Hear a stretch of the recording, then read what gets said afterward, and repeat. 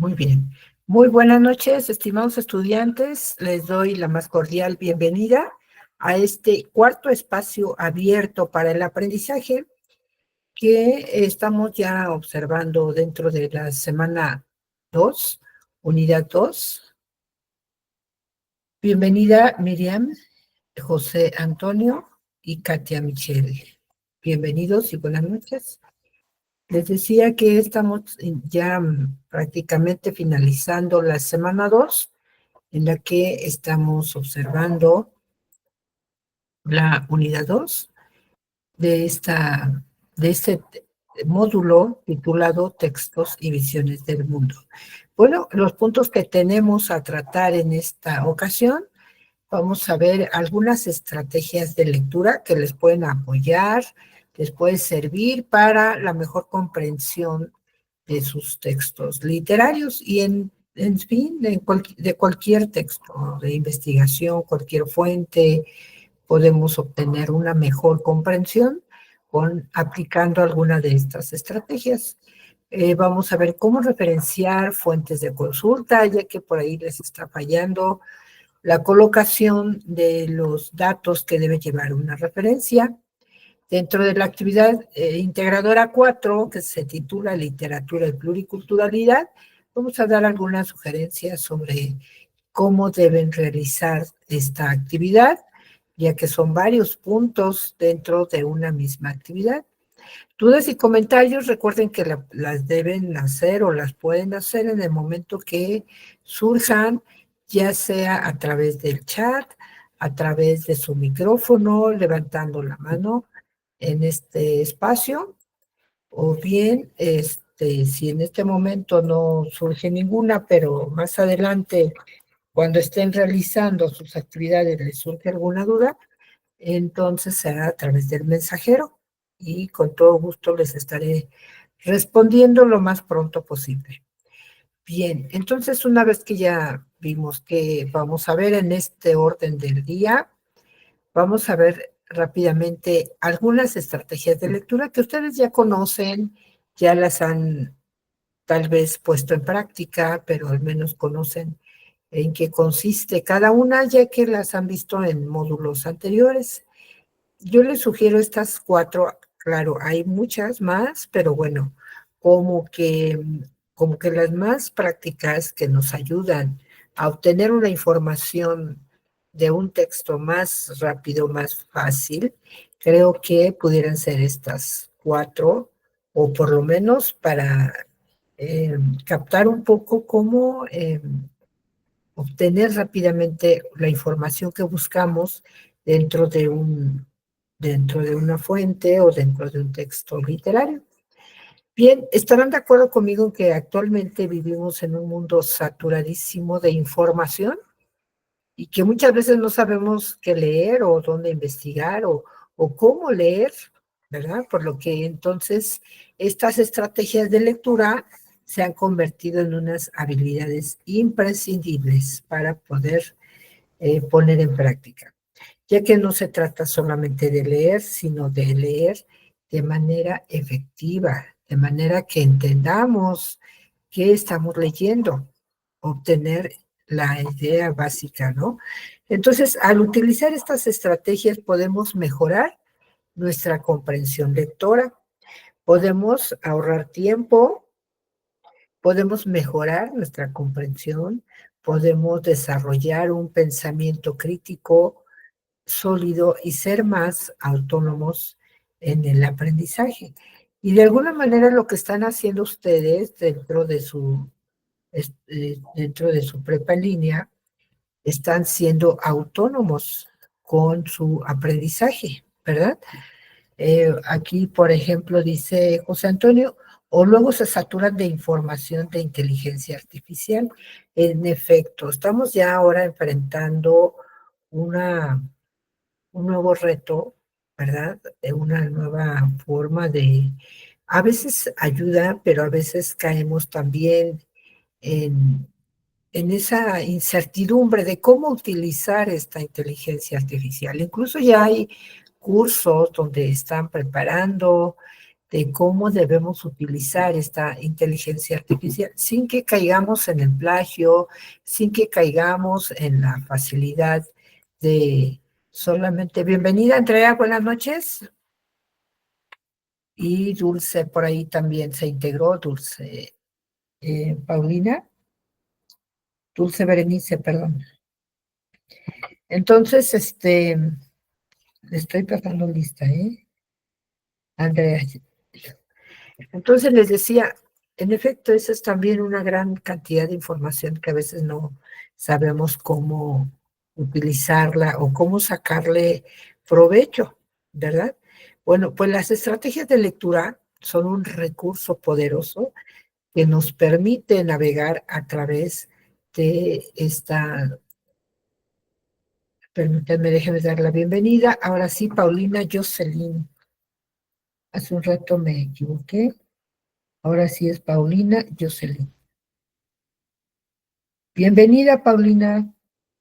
Buenas noches. Entonces, continuamos. Estas estrategias de lectura, les decía, son una forma efectiva de llevar a cabo, de ponerlas en práctica para obtener esa información de manera más efectiva. Nos permite navegar dentro de esa vasta cantidad de información que tenemos disponible en el Internet y, por lo tanto, convertirnos en lectores más competentes y conscientes, sobre todo. ¿De acuerdo? Entonces, repetimos, ¿cuáles son las ventajas de aplicar estas estrategias de lectura? Bueno, que podemos mejorar nuestra comprensión lectora, podemos ahorrar tiempo, podemos desarrollar un pensamiento crítico sólido y ser más autónomos en el aprendizaje. ¿De acuerdo?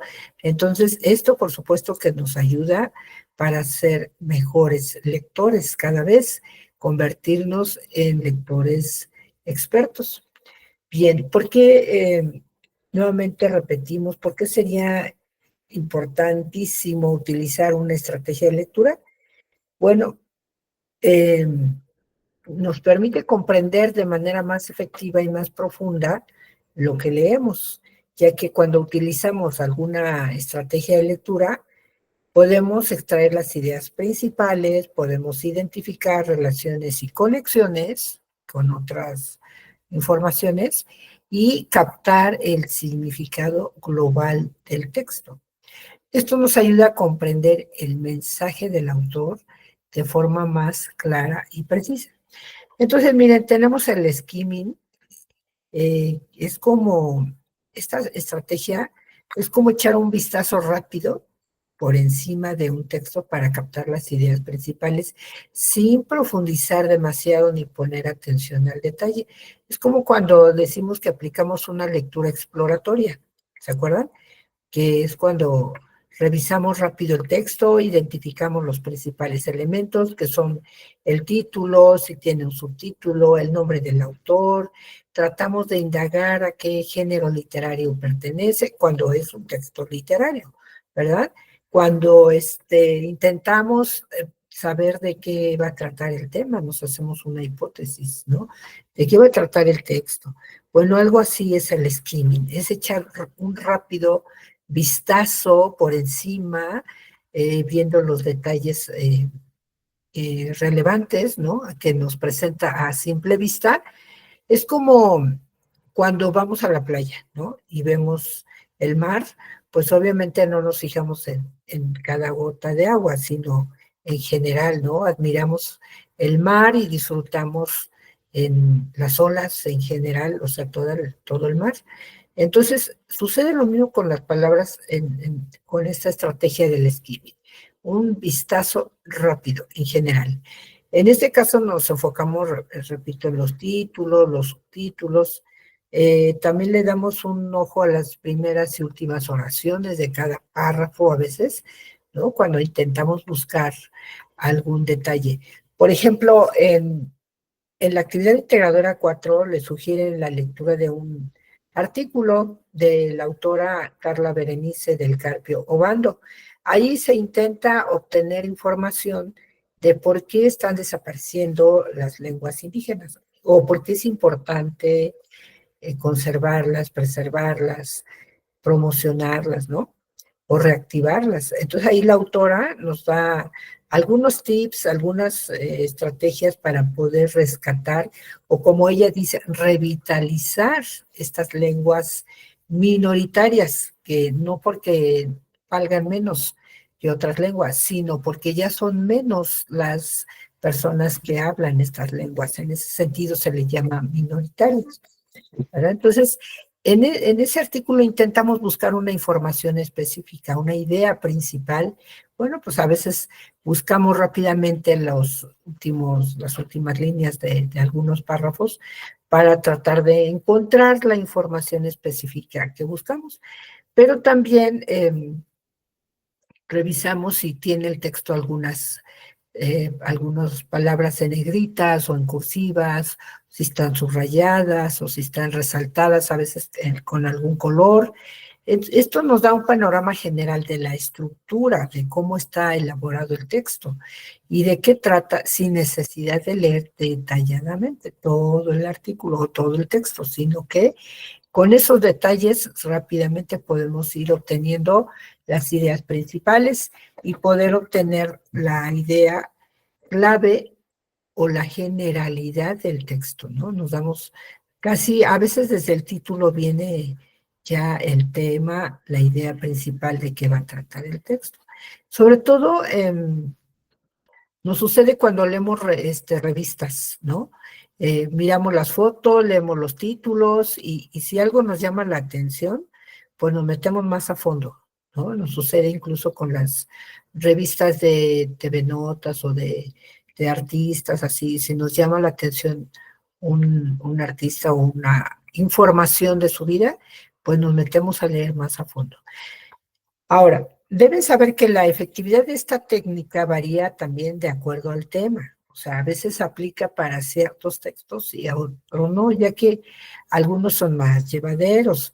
Por ejemplo, con los relacionados, les decía, con las revistas de modas o notas culturales o revistas de música, de cine, de entretenimiento, mientras que en otros textos son un poco más complejos. Por ejemplo, los textos de economía, de matemáticas o política, son como más específicos, ¿no? Y en ese tipo de textos, perdón, generalmente no vienen así tan resaltados o con textos que nos llamen la atención, sino como los PDF, ¿no? Que vienen así muy, un artículo, como un libro, una investigación. Entonces, a veces sí es un poco más complicado, sin embargo, nos es útil para revisar, por ejemplo, un manual de instrucciones o leer un anuncio, ya que pueden revisar las partes más llamativas hasta encontrar lo que buscan, sin necesidad de leerlo o detallarlo todo o leer todo en su totalidad. Bien, la otra estrategia que le llamamos scanning se usa para buscar información específica de un texto. Ahí sí se refiere a hacer una lectura de exploración que es muy usada para buscar datos concretos. En otras palabras, pasamos rápidamente por las páginas que estamos leyendo para que encontremos lo que necesitamos. Puede ser una fecha, una definición, un vocabulario, etcétera. En este sentido, es perfecto para los libros de historia o incluso de literatura. Imagínense que leen una novela de Agatha Christie. Han de saber que Agatha Christie es una autora que escribe novelas policíacas. Entonces, son novelas como enganchadoras, como llenas de suspenso, de personajes, como investigación de asesinatos, en fin. Entonces, aporta muchos datos, ¿no? Entonces, mientras le encontramos el hilo gracias a esta técnica, podemos recordar rápidamente los nombres o los acontecimientos claves para ir encontrando el hilo de la investigación o incluso el encontrar al asesino, ¿no?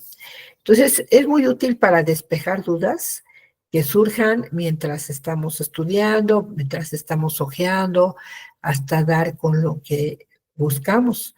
Para poner otro ejemplo, antes de los smartphones que ahora tenemos, existían los directorios telefónicos. ¿Recuerdan aquellos que usaban sus papás, los de la sección amarilla de Telmex? Eran unos librotes así gruesos, pero de hojas muy delgaditas. Entonces, ahí buscábamos el directorio para buscar que los bomberos, que los electricistas, que el- los policías, en fin, o los médicos, ¿no? Entonces, no leíamos detalladamente toda la guía, sino que mapeábamos la sección de interés que nos interesaba y luego pasábamos velozmente en las páginas hasta encontrar el dato que necesitamos, ¿no? Entonces, algo así es el scanning. Entonces, llegarán ustedes a una duda en este momento, dirán, bueno, entonces, ¿en qué se diferencian ambas técnicas, el skimming y el scanning? Ya que parecen ser muy similares, ¿no? Hablamos de leer detalles y leer toda la obra. Bueno, por un lado, el skimming funciona para obtener una vista general, rápida y captar la idea principal. Por el otro, el scanning consiste en buscar información puntual en el texto, ¿no? Lo que realmente ya sabemos lo que buscamos.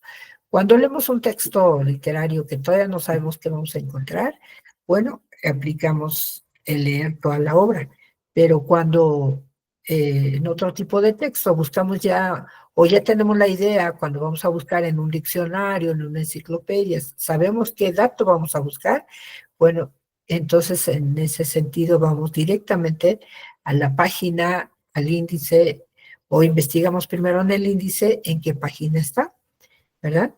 Bueno, la clave aquí es combinar ambas técnicas, especialmente cuando hay un volumen considerable que debemos leer y agilizar, ¿no? Como en el caso de ahorita que estamos leyendo textos literarios, algunos son muy extensos, ¿no? Como La verdad sospechosa.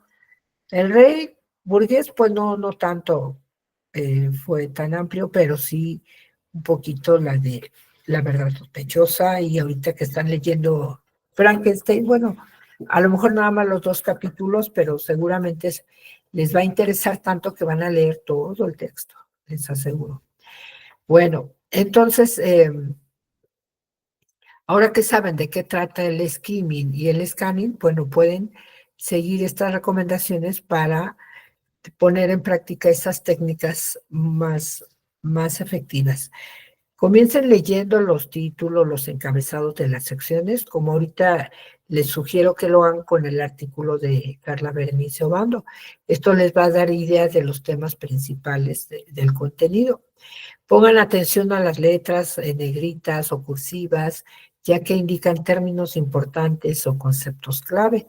Lean los subtítulos y la primera oración de cada párrafo. Miren las imágenes, los gráficos, los diagramas, si es que contienen, sobre todo cuando hablamos de datos, ¿no? Estamos leyendo a veces un libro de historia y nos dice, en la época de la Revolución había tantas tierras, y eso ya lo leyeron, recuérdense ese artículo de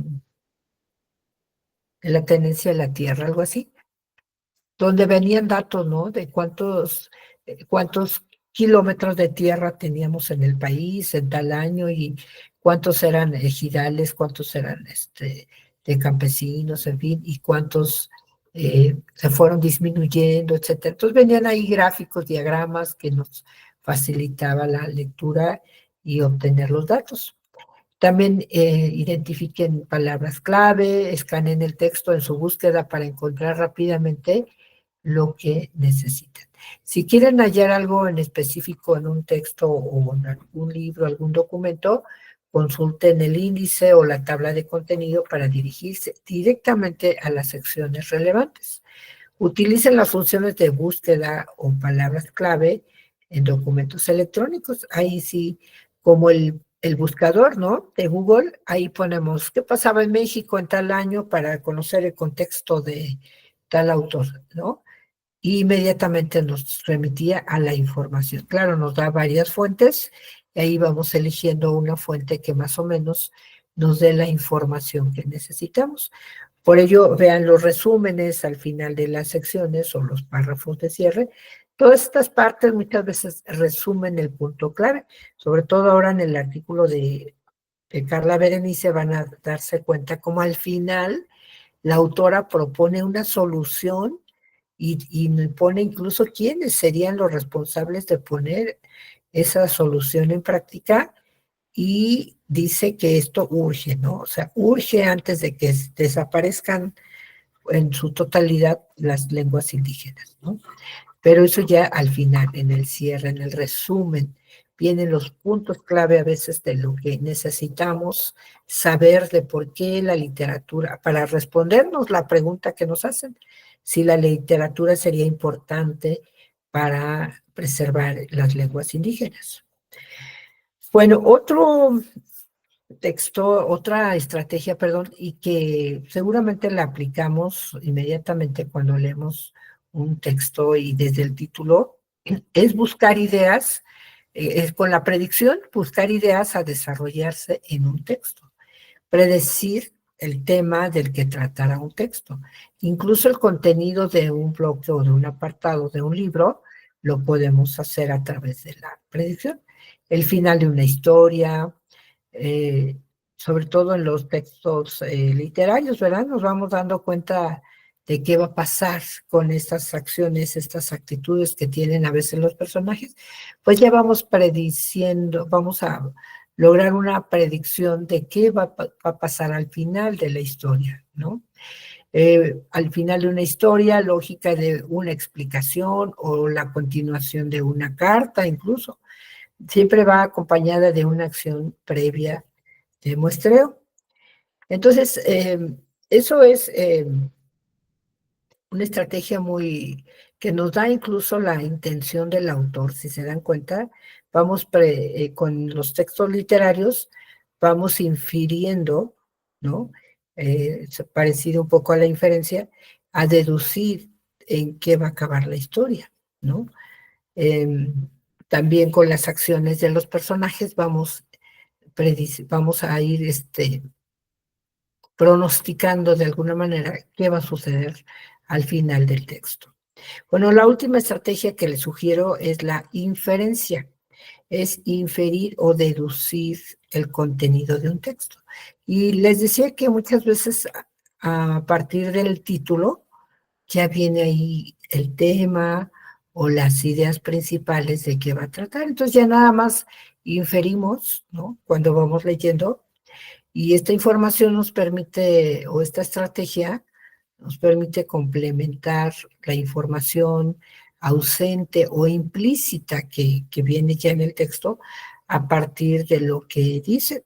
Deducir una información, unir o relacionar ideas que se van expresando en los textos, así como dar sentido a palabras o frases dentro de un texto. Nosotros vamos infiriendo, no es que lo diga el texto, ¿no?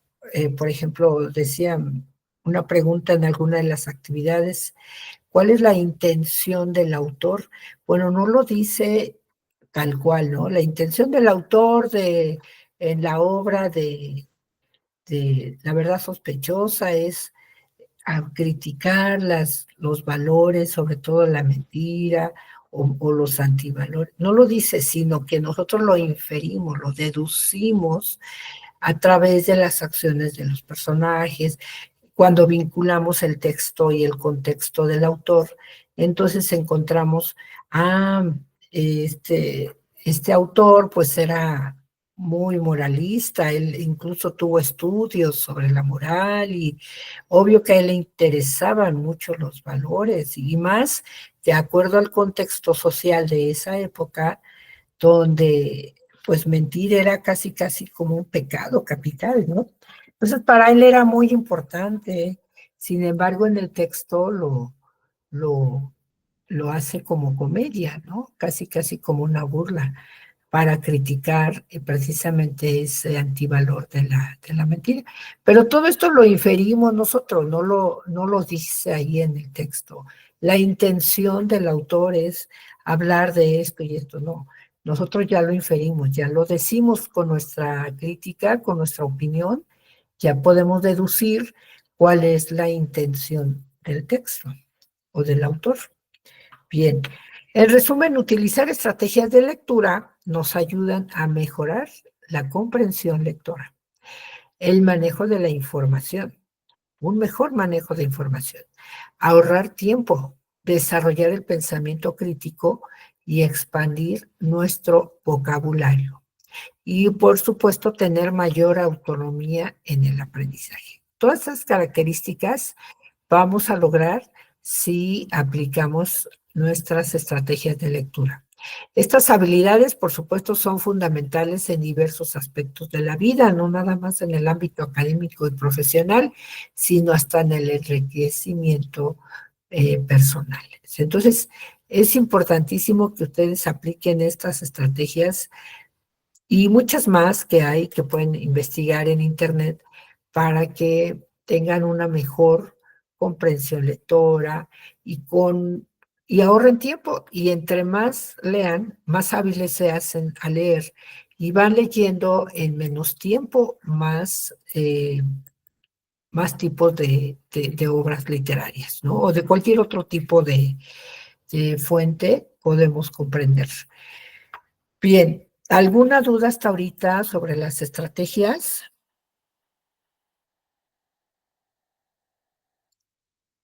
Dice José Antonio, pero también debe ser confiable. Sí, por supuesto. Cuando buscamos información, sobre todo académica, pues no nos vamos a buscar en fuentes de El Rincón del Vago, que incluso si se dan cuenta, ¿cuándo podemos confiar en una fuente? Cuando tiene buena ortografía. Un texto que tiene una falta de ortografía, desde ahí ya debemos dudar, ¿no? O sea, ¿quién está escribiendo, quién está haciéndose cargo de ese sitio, esa página de redactar o dar información cuando tiene faltas de ortografía? Desde ahí ya debemos dudar que sea una fuente confiable. Una fuente confiable, acuérdense, tiene que ver con que sea emanada, o sea, o de origen de una institución de renombre, la UNAM, a cualquier universidad, instituto, eh, algún museo, no sé, alguna fuente de gobierno incluso, o los PDF, sobre todo, que encuentran en Google Académico, por supuesto que son fuentes confiables. De acuerdo, muy bien, José Antonio. Ninguna duda hasta ahorita. Ok, avanzamos, entonces vemos ahora las formas de citar y elaborar referencias bibliográficas. Estoy observando en su actividad integradora 3, algunos ya entregaron, y están entregando, sí, sus referencias completas, es decir, tienen los datos, pero no los están colocando de manera correcta de acuerdo al formato APA. Ahorita vamos a ver. Pero también estoy viendo que están mencionando información desde el contexto de los autores, algunas citas que toman de algunas fuentes para expresar en qué consiste las características del movimiento literario que pertenecen las obras que están analizando, pero no están parafraseando, están copiando tal cual la información, pero tampoco le están dando crédito al autor, es decir, no están colocando entre comillas la información ni dándole el crédito al autor. Miren, las citas se utilizan para darle al autor original de algún texto que utilicen de manera textual en su tarea el crédito correspondiente. Eso es lo más importante. O sea, sí pueden copiar, por supuesto, cuanta información necesiten o requieran de algunas fuentes, pero deben de expresar que esa información es de tal autor o de tal obra la obtuvieron o de tal fuente, ¿de acuerdo? Para que no se caiga en el plagio. Entonces, para eso sirven las citas. Se debe poner entre comillas de dónde a dónde abarca la información que tomaron y al final de las comillas se abre un paréntesis donde se coloca el apellido del autor y el año de publicación. Si es de una institución o tiene autor, bueno, se coloca el nombre de la institución y el año entre paréntesis. O si es un periódico y no tiene el nombre del articulista o del periodista, bueno, se coloca el nombre del periódico. ¿De acuerdo? Y con eso ya estamos dándole crédito al autor. Muchas veces mencionamos desde la información, como dice tal autor, y mencionamos ahí el nombre, y después ya viene la cita, de todos modos, entre comillas, pero ya le estamos diciendo al lector que esa información es de tal autor, no mía, pero que a mí me sirve para fundamentar mi respuesta. ¿De acuerdo? Para eso nos sirven las citas textuales, para darle crédito al autor, para expresar, y eso nos da todavía mayor validez, mayor fuerza a nuestra opinión, a nuestro punto de vista, porque estamos retomando una información que no la decimos nosotros, sino otros autores. ¿De acuerdo? ¿Cómo se hace una cita textual? Vamos a suponer que yo empiezo escribiendo. Hoy los escritores indígenas tienen 3 temas literarios que más les preocupan. Y hasta le pongo ahí 2 puntos de seguido. Quiere decir que a partir de ahí voy a mencionar cuáles son esos 3 temas literarios que les preocupan a los indígenas. Pero como voy a decir algo que no es mío, que lo tomé de una fuente, entonces abro comillas. Por eso lo puse aquí en moradito, para que vean de dónde a dónde abarca la cita textual. Y dice que, repito, hoy los escritores indígenas tienen 3 temas literarios que más les preocupan. La atribución de su identidad, su pertenencia a un grupo específico con características lingüísticas y culturales propias, y la conflictiva relación sostenida con quienes les han desposeído o juzgado a lo largo de 5 siglos. Vean cómo estos grandes o estos 3 temas son los que les preocupan a los indígenas.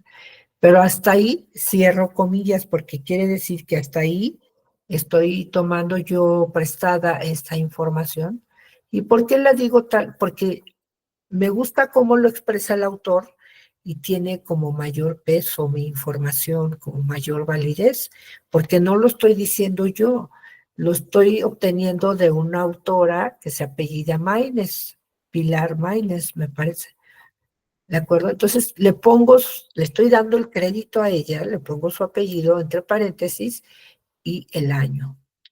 El apellido seguido de una coma, el año y ya se cierra paréntesis. Y hasta ahí termina la cita textual que estoy tomando prestada de otro autor y no estoy cometiendo plagio, ¿de acuerdo?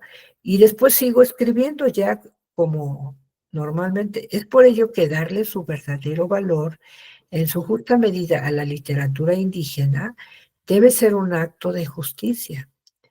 Y dejo 3 puntos ahí porque continúa la información, pero solamente como ejemplo, quiero que les quede bien clarito que cualquier información que tomemos de otro autor, tal cual está, con comas y faltas de ortografía y todo, así se debe de mencionar.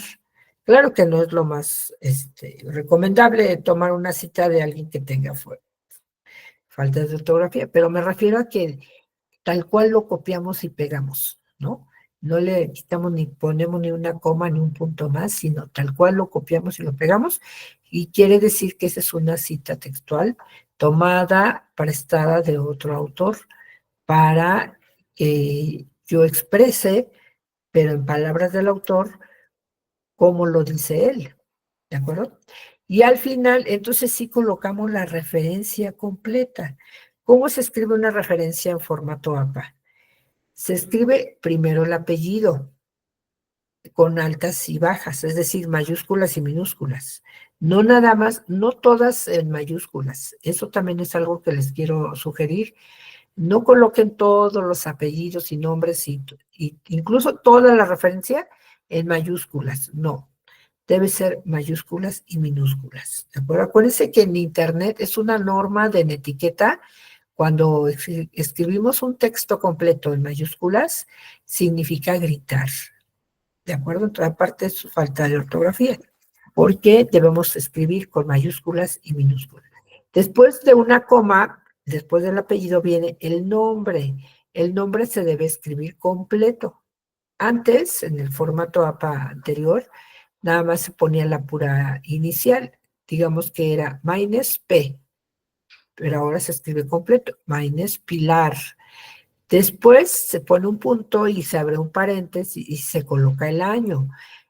Algunas veces viene la fecha completa, 3 de agosto 2003. Bueno, es válido, pero si no trae año ni día, digo fecha, mes y día, bueno, nada más el año. Si no trae fecha, le ponemos S diagonal F, que es sin fecha, y se cierra paréntesis. Después viene el título de la obra. En este caso es La literatura en lenguas indígenas de México, retos y conquistas. Hasta ahí, y se colocan en cursivas, ¿de acuerdo? Para distinguir, o entre comillas, distinguir qué es el apellido, perdón, el artículo, el nombre del artículo o del libro, si es un libro impreso.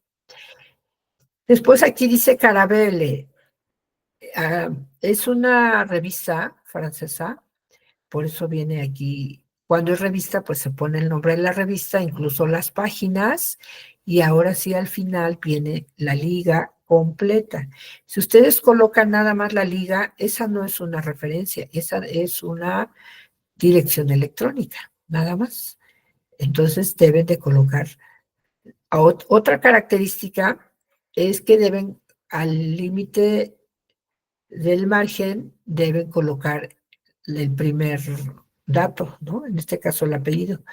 A partir de la segunda, tercera, cuarta línea y todas las que tengan la referencia, se debe dejar un espacio que se le llama sangría francesa en las siguientes líneas.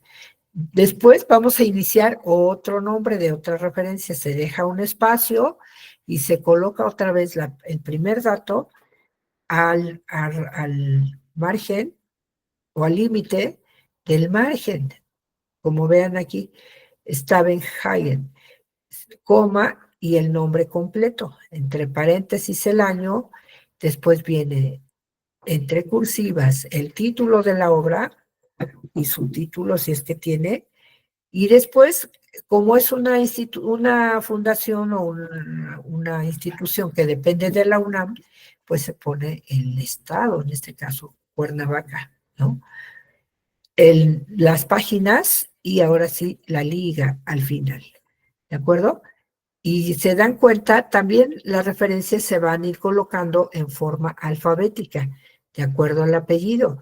Como Maines va antes de Stavenhagen, entonces se pone primero y después Stavenhagen y así, de acuerdo al orden alfabético. Y vean cómo se ve mayor orden y pueden encontrar más rápido la referencia que buscan. ¿De acuerdo? O sea, todo debe llevar un orden. Déjenme asomar, creo que hay preguntas por ahí. Dice María Belén, ¿son confiables las bibliotecas virtuales? Sí, también. Eh, Dulce, una pregunta. ¿Las citas pueden ser de la misma obra o tienen que ser de otra fuente? ¿Te refieres a las citas de la actividad 3, verdad? Del movimiento literario. De preferencia de la misma obra literaria, es decir, de Frankenstein y de la debutante, porque de esa manera les queda a ustedes más claro por qué, es romántico, por qué es tal movimiento de tal obra, ¿no? Para que distingan y comprendan por qué, y les quede más claro a ustedes por qué corresponde a ese movimiento, cuál es su característica y cómo la encuentran dentro de esa obra. Porque si ustedes colocan, por ahí están colocando frases de lo que, por ejemplo, para la misma Mary Shelley, ¿qué significa el romanticismo? Entonces ella da una descripción o una idea para ella qué es el romanticismo dentro de su obra. Ahí está, le dije el nombre. Bueno, pero no se trata de buscar una frase que estén diciendo qué significa el romanticismo, sino cuál es su característica y dónde la podemos ejemplificar dentro de la obra literaria. Eso es como para mí, como lo más importante, que me da muestra de que realmente estoy comprendiendo y estoy explicando por qué corresponde a ese movimiento. Estoy dando un ejemplo de la misma obra. Entonces, de preferencia, si no, bueno, de cualquier otra obra, pero que sea de una obra literaria, no una opinión de algún autor o de algún escritor, no, sino échenle más esfuercito en buscar, investigar, leer una obra, un pedacito y encontrar una frase que nos hable de esa característica, de ese movimiento literario. ¿De acuerdo? Espero que quede claro. Eh, Dulce. Después dice María Belén, las citas son del texto que hayas copiado. Sí. Por ejemplo, también de las fuentes que están utilizando para buscar el contexto de Mary Shelley y de Leonora Carrington, están copiando, sí, de esa misma, si de ese texto están copiando el contexto, por ejemplo, de cómo era la sociedad europea, bueno, se vale copiar una cita, pero colocarla entre comillas, ¿no? Por decir, la sociedad existían estas clases sociales y si lo están copiando tal cual, adelante, debe llevar comillas, pero si están ustedes expresando con sus palabras lo que investigaron, porque obviamente lo están reduciendo, lo están sintetizando, porque acuérdense que deben ser 50 palabras, entonces ustedes lo que están haciendo ahí es parafrasear. No ahí no se colocan comillas porque lo están expresando con sus palabras, pero al final sí aportar la referencia completa de dónde obtuvieron esa información. ¿Sí queda claro la diferencia entre parafrasear y citar textualmente? Si no contiene fecha, ya dijimos, se pone S diagonal F. ¿De acuerdo, Andrea? Paulina, no sé si sea correcto, pero cuando yo no encuentro la fecha de publicación, pongo entre paréntesis SM, ¿correcto? Así debe ser. José Antonio, ¿se debe poner fecha de consulta? Antes se ponía, generalmente ahora ya dentro del formato APA ya no se pone, ¿no? Consultado o eh, obtenido de, o así, ¿no? Sino que ya sin fecha, sin nada, digo sin poner fecha de consulta, simplemente la liga, ¿no? Ya no se usa, de preferencia ya no en formato APA, en otros formatos sí, todavía siguen utilizando consultado tal fecha, ¿no? Obtenido de o recuperado de, y ya sigue la liga. Pero en APA, que usamos ya en prepa en línea, ya no. De hecho, aquí vean, esta es la liga del manual de citas y referencias que estamos utilizando en prepa en línea. Claro, esta es la liga nada más, porque como es un manual, tiene más de 10 autores. Entonces, mínimo ponemos 5 y debemos ponerlos completos. Sí, sí les voy a hacer la referencia completa para que ustedes también la puedan referenciar, porque en efecto sí debe ser la referencia completa cuando utilicemos o aportemos la referencia de esta fuente, de manual de citas y referencias. En este caso le estoy aportando solamente la liga, pero también la tienen ustedes en sus recursos de plataforma, ¿de acuerdo? Ahí la pueden buscar para colocar la referencia completa, ¿de acuerdo? Bien, continuamos con las preguntas. Dice, entonces, si no tiene fecha, no se coloca SF.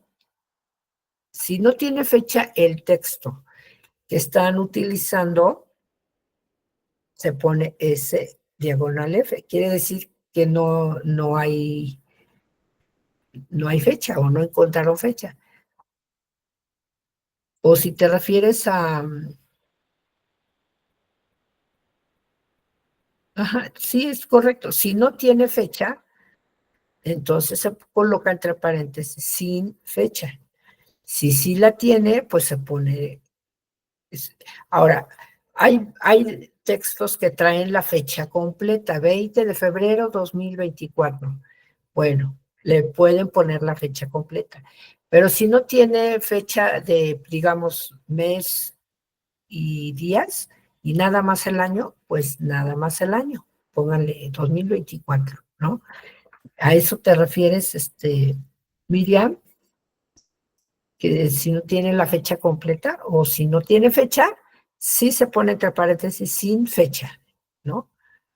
Para que sepamos que ese dato o esa liga o esa referencia no tiene fecha, pero para especificar que va en el dato, en el lugar correcto donde debería ir el año o la fecha. Dulce Berenice dice, muchas gracias, sí. Andrea, ¿también se deben de citar los recursos de la plataforma?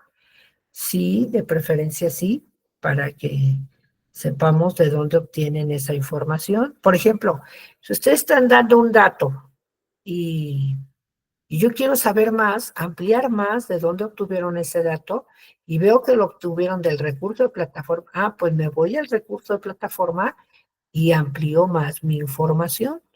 ¿De acuerdo? Para eso nos sirven las referencias. Cuando estamos leyendo algo, y ahorita ustedes lo van a ver en su artículo de Carla Berenice, ella cita muchos autores, muchas referencias tiene, muchas citas textuales, y entonces ella está aportando entre paréntesis el nombre del autor y el año. Y al final viene toda su lista de referencias. Si ustedes quieren ampliar más la información de un autor que ella está citando, entonces se van a la referencia, van a la liga que ella está aportando y entonces amplían más su información. Para eso sirven las referencias también, ¿de acuerdo? Dice Paulina, compañera Miriam, si no encuentras la fecha de publicación, pones en su lugar el paréntesis SF. Exacto. Muy bien. Gracias, Paulina. Y bien, hasta ahorita bien. Bueno, entonces pasamos rápidamente a la actividad integradora 4. Estamos en tiempos, nos quedan 10 minutos, ok. Vean, la actividad integradora 4 se llama literatura y pluriculturalidad. La literatura mexicana es tan variada como su pueblo. En sus textos y manifestaciones literarias podemos disfrutar de la riqueza que ofrece la diversidad lingüística y cultural que caracteriza a nuestro país. Entonces, ¿qué quiere decir? Que si queremos saber de nuestra diversidad lingüística y cultural, ¿qué tenemos que leer? Literatura indígena, ¿verdad? Bueno, en esta actividad ustedes van a reflexionar sobre cómo la literatura contribuye a valorar y preservar dicha riqueza. ¿Y cuál riqueza? Bueno, pues es la que deben estar compartiendo en su foro aprendiendo. ¿Qué riquezas tiene nuestro país? ¿De qué riquezas podemos hablar que contienen nuestros pueblos indígenas? Ahí, ¿dónde las podemos encontrar? ¿Y cuáles son esas riquezas? O nada más la lírica mexicana, es decir, nada más las lenguas indígenas, los mitos, las leyendas, la música como las pirecuas, los guapangos, las bombas yucatecas. Nada más eso es nuestra riqueza cultural y lingüística. ¿Qué otras riquezas tenemos? Estamos hablando hoy vi en el video que nos compartió su compañera Andrea, gracias Andrea, sobre la danza Cúrpites, ¿verdad? Entonces, y viene una investigación donde nos dice ahí cómo surgió, dónde surgió, después de que nació el volcán Paricutín, enterró el pueblo de San Juan, pero después resurgió y surgió la danza. Y eso es una metáfora, si ustedes lo quieren ver así, cómo resurgen los pueblos y las danzas y las tradiciones que no mueren, ¿verdad? Resurgen, sobreviven. Entonces, así como sobreviven las danzas, la música, las leyendas, la lengua indígena, ¿de qué nos hablan? Eso es lo que debemos reflexionar y conocer. ¿De qué nos hablan esas lenguas indígenas, esas literaturas indígenas? ¿De acuerdo? Para que sepamos, bueno, qué riqueza es la que hay que conservar, qué riqueza es la que hay que preservar. Bueno, el propósito es que ustedes analicen la importancia de la literatura en lenguas indígenas y las manifestaciones de la lírica mexicana en la pluriculturalidad, que es una característica de nuestro país. Entonces, hay que investigar qué es pluriculturalidad para empezar. Bueno, hace referencia a la coexistencia en un mismo espacio geográfico de diferentes culturas, es decir, diferentes pueblos. Decíamos en otra sesión que nuestros pueblos indígenas actualmente nos quedan 68, de más de 1000 que había cuando llegaron los españoles y nos conquistaron, ¿no? Entonces, esos 68 pueblos que quedan son 68 lenguas y 68 culturas que encierran y conservan toda esa riqueza que tenemos en nuestro país. Entonces, ¿de qué riqueza estamos hablando? Pues es la que vamos a reflexionar, a conocer, a encontrar y hablar de ello. ¿Y para qué vamos a hablar de ello? Bueno, para que reconozcamos y que debemos aceptar y tolerar que somos un pueblo pluricultural. O sea, estos 68 pueblos que existen en nuestro país, alrededor o a lo largo de nuestro territorio y que conviven con nosotros, los que hablamos español y estamos en la región también, en el territorio, tienen su propia forma de pensar, su propia forma de expresarse a través de sus lenguas, tienen sus propias danzas, su propia música, su propia gastronomía, sus propias costumbres, tradiciones, formas de gobierno, ¿de acuerdo? Entonces, debemos aceptar y reconocer que existe la pluriculturalidad. Por lo tanto, debe haber respeto, tolerancia, aceptación. ¿Por qué? Porque vamos a ver, vamos a reconocer que piensan lo mismo que nosotros, sienten como nosotros, buscan y desean lo mismo que nosotros. Entonces, ¿cuál es la diferencia? ¿O por qué a veces, si ustedes se ponen a reflexionar y analizar con esta actividad, por qué existe qué problema, el racismo? ¿Por qué existe el racismo? ¿Por qué existe el clasismo? ¿Por qué existen esos problemas de intolerancia? Intolerancia incluso a los grupos vulnerables, que no nada más son los indígenas. Los grupos vulnerables son las mujeres, son los niños, son los ancianos, son los homosexuales, ¿no? Todo ese tipo de que a veces rechazamos y sin saber por qué. ¿De dónde nos viene ese odio, ese rechazo hacia el que es diferente a nosotros? Entonces, es lo que debemos reflexionar, analizar a través de conocer de qué están compuestos estos textos literarios en lenguas indígenas. Dice José Antonio, como los menonitas, ¿se considera pluriculturalidad en México? Sí, aunque los menonitas son un grupo que no nació en México, ¿no? Sino que vinieron de otro país, así como los afrodescendientes, ¿no? Que son una mezcla de africanos con mestizos y con mexicanos y con indígenas y con españoles y toda esa mezcla que se fue haciendo de diferentes culturas, de diferentes personas que vinieron a lo largo de a instalarse y a quedarse incluso en nuestro territorio, fueron creando su propia cultura. Pero es algo en lo que estamos inmersos tan es así que nosotros hoy hablamos de mucho de nuestro vocabulario en español viene de afrodescendientes, ¿no? Viene de africanos, no solo palabras o lenguas, sino productos, ¿no? Que consumimos. Entonces, todo, o sea, si nosotros investigáramos, no solo literatura, sino en historia, entenderíamos que somos lo mismo. Somos una generación emanada de la cultura de muchos que han venido a quedarse en nuestro país. Yo creo que por ignorancia, dice María Belén, exacto. Entonces, ¿qué debemos hacer?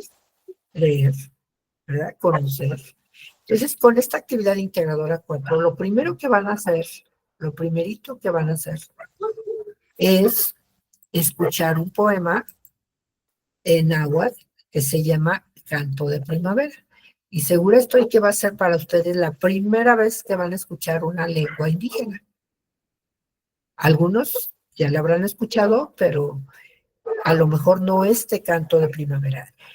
Y aquí también les pido, como se trata de poner en juego nuestra sensibilidad, nuestros sentimientos, nuestras emociones, les pido igual que lo lean en un momento, o que lo escuchen más bien, en un momento de tranquilidad, sin distractores, ¿no? Y que podamos poner en juego nuestra sensibilidad, nuestra mente receptiva y podamos captar el sonido, no lo que significa, sino el sonido de las palabras. Entonces, vamos a ir, y también les pido para que encuentren ese vínculo de contexto, autor y obra literaria, investiguen quién era Nezahualcóyotl. Se van a llevar una gran sorpresa de la historia de vida que tuvo este guerrero poeta, que, como se le conoce, ¿no? Porque aparte de ser un guerrero que tuvo que luchar por reconquistar a su pueblo y gobernarlo, porque fue una herencia que le dejó su padre, tuvo que gobernar al pueblo de Texcoco y aparte fue un gran arquitecto y fue un gobernante y aparte pues tuvo tiempo para escribir poesía, imagínense, y era muy jovencito. Entonces, a veces nosotros en nuestra vida, en nuestro diario vivir, nos ofuscamos por los problemas, a veces queremos ya colgar la toalla y decir, no, ya, basta, yo no sirvo para esto, no voy a hacer esto, no quiero ya, pero vean cómo el ejemplo de vida de otros autores, cómo han luchado contra la adversidad y han logrado y han superado y han hecho grandes cosas. Entonces, para eso también que nos sirva de reflexión, de análisis, al vincular el contexto del autor con la obra. ¿Cómo es que este autor, siendo tan jovencito y siendo un guerrero, tuvo esa sensibilidad para hablar de la naturaleza o del canto de primavera? Está hablando de la primavera, ¿no? Está haciéndole un canto a la primavera, como lo hace Rubén Darío, el canto, la canción del oro, Nezahualcóyotl lo hace hacia la primavera, ¿no? Como la historia de vida Leonora, la autora de la debutante, ándele, para que vean, fue una vida muy difícil, ¿cierto? De hecho, yo creo que para todos los que vivieron en carne propia la guerra, una guerra como la Segunda Guerra Mundial, rodeada de nazis que andaban cazando judíos y llevarlos a esos guetos o esos centros, ¿cómo se llamaban? Donde se les llamaba centros de algo así, donde los amotinaban, hay centros de, recuérdenme, Campos de concentración, muchas gracias, Paulina. A esos campos de concentración donde los mataban, ¿no? Entonces, imagínense ustedes en ese contexto que de pronto hubiera una guerra, ¿no? Que Estados Unidos nos invadiera y nos quitara a un familiar y lo desapareciera.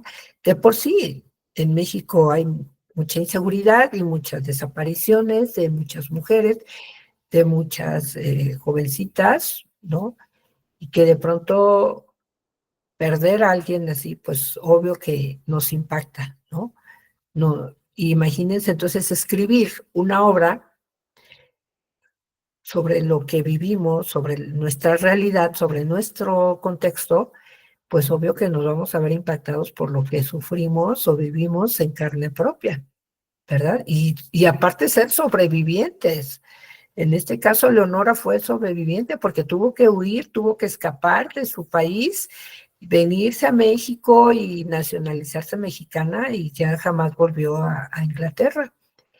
Pero obvio que tuvo que reflejar en sus obras como un desahogo, muchas veces sirve para eso, para los escritores, para redactar y reflejar todo lo que les impactó su contexto social, ¿verdad? Político, cultural, bélico, en fin. Entonces, van a ver ustedes también en este poema del canto de primavera, que al hablar de la naturaleza, ¿quién habla hoy de la naturaleza con tanto sentimiento? Y reconocer que de todos modos, eh, colocar en el contexto a este autor y hablar de su mundo, es como si nosotros aquí en estos momentos habláramos también de la primavera. Es algo que encontramos de parecido, ¿no? O sea, aunque sea otra lengua, por supuesto que hay algo de emoción, de sensibilidad artística que podemos reconocer en el poema y que, por supuesto, lo podríamos escribir cualquiera de nosotros en español, a lo mejor no en lengua náhuatl o en cualquier otra lengua indígena, pero sí en español. O sea, aquí la reflexión es encontrar qué hay de parecido, ¿no? Pero también poner en juego nuestra sensibilidad, nuestros sentimientos, nuestras emociones, más que el raciocinio, porque si nos vamos con el raciocinio, muchas veces vamos a decir, no entiendo. No, vamos a encontrar qué nos hace sentir el sonido de las palabras, no tanto qué significa, ¿de acuerdo? Entonces, van a ir respondiendo si habían escuchado poesía en lengua indígena algún día, alguna vez, en algún momento, a lo mejor en la primaria, en la secundaria, no sé, comentar y qué les parece ahora que lo vuelven a escuchar y que después en la traducción al español, ¿qué les logró transmitir cuando ya descubrieron en qué consistía? ¿De acuerdo? ¿Qué emociones les transmitió? ¿Qué imaginaron mientras lo escuchaban? ¿Qué diferencia hubo entre lo que sintieron al escucharlo en náhuatl y qué diferencia al escucharlo en español y cuál disfrutaron más? Eso es importante también. Es como eh, lo que van a hacer en la actividad 3, ¿no? Que van a leer Frankenstein y van a expresar qué emociones les despierta la lectura de ese texto. Bueno, en este caso, qué emociones les despierta el escuchar una lengua que no es la suya, pero que expresa algo bello cuando ya lo escuchamos también en español, ¿de acuerdo? Entonces, es importante que realmente hagan la actividad eh, real para que se autoconozcan, porque les aseguro que muchos de ustedes, o bueno, no estoy segura, pero algunos de ustedes a lo mejor se sienten algún rechazo hacia algún indígena que hayan visto en la calle, no sé, en el metro, pero que no saben por qué. Entonces, autoconózcanse, a lo mejor digan, en efecto, yo sentí ese rechazo, pero no sé por qué. O sea, les aseguro que si ustedes llevan a cabo estas actividades y esta reflexión, van a encontrar la respuesta en ustedes mismos, ¿de acuerdo?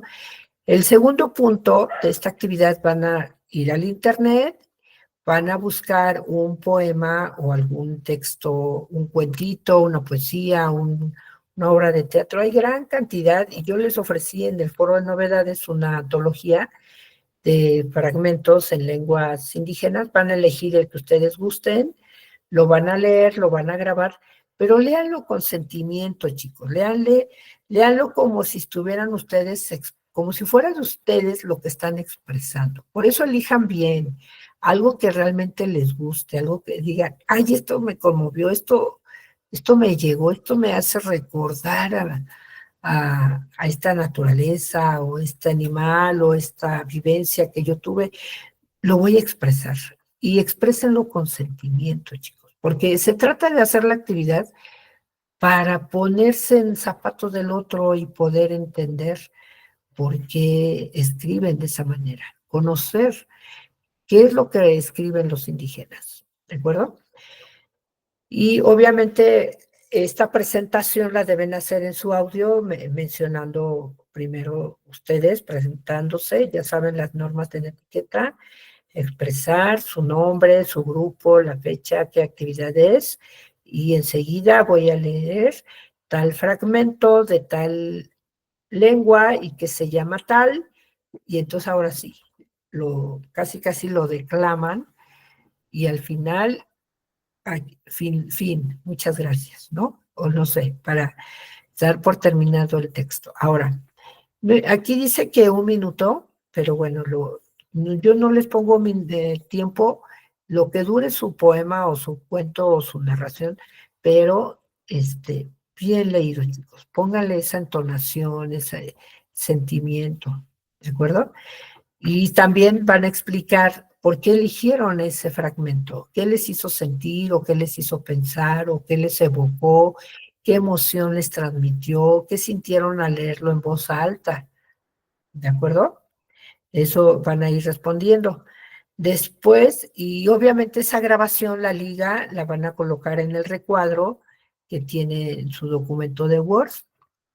Después, en el punto 6, donde les decía que van a leer el artículo de Carla Berenice del Carpio Obando sobre las lenguas indígenas, la importancia de las comunidades indígenas, sus lenguas y sus culturas, y ahí se van a dar cuenta, les decía, cómo es que esta autora investigadora se basa no nada más en lo que ella investiga, sino en investigaciones de otros autores, de los cuales da ella también su crédito correspondiente, y expresa cuál sería la solución, porque es importante revitalizar estas lenguas y por lo tanto van a tener material para poder dar esa respuesta. Si creen ustedes que la literatura va a ayudar a conservar las lenguas indígenas, ¿de acuerdo? Ahora, estas respuestas deben ser mínimo de 3 a 15 líneas, a 5 líneas, perdón. ¿De acuerdo? Si en un renglón, en una línea, no me dicen gran cosa, chicos. Entonces, deben justificar sus respuestas. ¿De acuerdo? Bien. Y en el punto 7 van a buscar una muestra de lírica mexicana, pero algo que les guste, algo que realmente les emocione, que digan, no, yo cada vez que la escucho, no, se me pone la piel chinita y me da un orgullo, me siento mexicano, de verdad. Cuando yo escucho esto, o escucho esta lírica, o esta muestra, este guapango, esta pirecua, porque es de mi región y yo ahorita no vivo ahí, estoy en otro lado y yo extraño. No, yo escucho mi música y me pongo, pero sí feliz, ¿no? O sea, que realmente les guste. Busquen algo que sea de ustedes, que lo sientan suyo, que se sientan mexicanotes cuando escuchan esta lírica mexicana. Y van a expresar, por supuesto, por qué la eligieron, qué les hace sentir o por qué les hace sentir ese orgullo de ser mexicanos. ¿De acuerdo? Y más ahorita en este contexto que estamos viviendo, debemos investigar y debemos tener esa identidad de mexicanos bien puesta. A ver, vamos viendo las respuestas. Dice José Antonio, ni sabía quién era Nezahualcóyotl, pero ahora con esta actividad pude conocer qué hacía, en efecto. Siempre, siempre que lean algo, chicos, investiguen el contexto. ¿Quién era tal autor y por qué escribe de esa manera? Y tiene muchos poemas, por ahí vayan viendo que tiene otros poemas también importantes, Nezahualcóyotl. José Antonio, ya se va, perdón, ya voy a acabar. Entonces, muy rápido. Les decía, ya en el punto 8, van a hablar entonces por qué eligieron esta muestra, etcétera. En el punto 9 van a expresar, les decía, como bien a muchas personas de diferentes culturas, indígenas, afrodescendientes, españoles, mestizos, asiáticos, vinieron a quedarse en nuestro país. Por supuesto que refleja la pluriculturalidad, pero aquí la pregunta es, ¿crees que la lírica mexicana refleja la pluriculturalidad, esta de la que estamos hablando? Sí, ¿por qué? O no, ¿por qué? Pero el explicar por qué es justificar su respuesta, ¿de acuerdo? Y ya con todo lo que hicieron anteriormente van a tener suficiente material para poder responder. ¿Cuál consideras que es la importancia de la literatura en la construcción de un país donde se valoren y respeten las diferentes culturas? Ya ustedes dirán, y por supuesto, estas reflexiones con sus palabras. Si copian de algún texto, se vale, pero coloquen entre comillas y entre paréntesis, eh, denle crédito, denle el crédito al autor, entre paréntesis, y al final la referencia completa. Y la sugerencia es, aunque no lo pide la rúbrica de evaluación, pero siempre les pido que coloquen las referencias al final de su trabajo, de su actividad, y también una portada con sus nombres, su grupo, su fecha, o simplemente arribita del documento de Word, coloquen sus datos, ¿no? Su nombre, la fecha, el nombre de su actividad, el nombre de su asesor, etcétera. Bien, ¿qué tanto lograron aprender hoy? ¿Por qué son importantes las estrategias de lectura? Acuérdense que les dije incluso, ustedes están haciendo ese aprendizaje autónomo con esta prepa en línea. ¿Por qué? Porque prácticamente ustedes están logrando los aprendizajes esperados, pero prácticamente solos, es decir, no están ante un aula presencial que todos los días les estén dando una cátedra.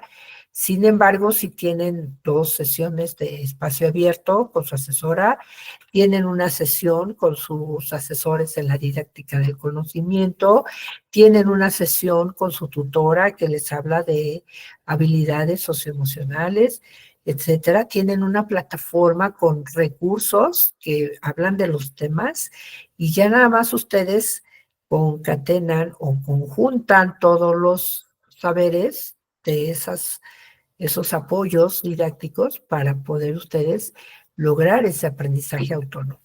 Pero también si aplican una estrategia de lectura, por supuesto que van a lograr, ¿qué más? ¿Qué cosas obtienen? Dice Paulina, para ser un mejor lector, ahorrar tiempo y comprender mucho mejor la lectura. Así es, en efecto. Van a ser mejores lectores cada vez si aplican estrategias de lectura. Yo diría que incluso una estrategia es cuando lean sobre todo literatura, investiguen el contexto del autor y el contexto de la obra. Es decir, si yo voy a leer una novela de Agatha Christie, ¿no? Y reconozco y necesito investigar quién es Agatha Christie, en qué época vivió, cómo era su sociedad, cómo era ella, ¿no? De quiénes son sus padres. Incluso a veces tiene que ver de qué religión son o de qué ideología tienen para entender un poco su lectura. Esa es una estrategia también para comprender mejor su obra o por qué escriben así. Dice Katia, son importantes porque podemos entender, memorizar y relacionar de mejor manera el contenido de los textos. Así es. También podemos memorizar, ¿no? Si yo quiero investigar una parte importante de un tema, de un texto para un trabajo, entonces leo esa parte y digo, ay, esta parte me interesa, la memorizo y entonces hablo de ella ya en parafraseo en mi actividad. Y dice Dulce, para comprender mucho mejor las lecturas, así es, y más rápido, ¿verdad? Y más efectiva, de una manera más efectiva. ¿Alguien más? Por ahí, Miriam, ¿algún comentario? Ángela, Ilse, no están, ¿verdad? Entonces nada más Miriam, muchas gracias. Entonces vamos cerrando ya, les agradezco mucho su opinión, su atención, su espacio, y nos vemos el próximo lunes. De todas formas, voy a estar pendiente sábado y domingo para que cualquier duda en el mensajero que yo observe, por supuesto, les apoyo con algún mensaje o algún comentario sobre la duda que tengan. Muchísimas gracias, Paulina. Gracias a ti, Miriam, Andrea, Dulce, José Antonio, Katia, Miriam, María Belén. Muchísimas gracias. Que tengan una excelente noche y un bonito fin de semana. Disfruten los carnavales, aquellos que tengan esa dicha de tener un carnaval. Gracias, hasta luego.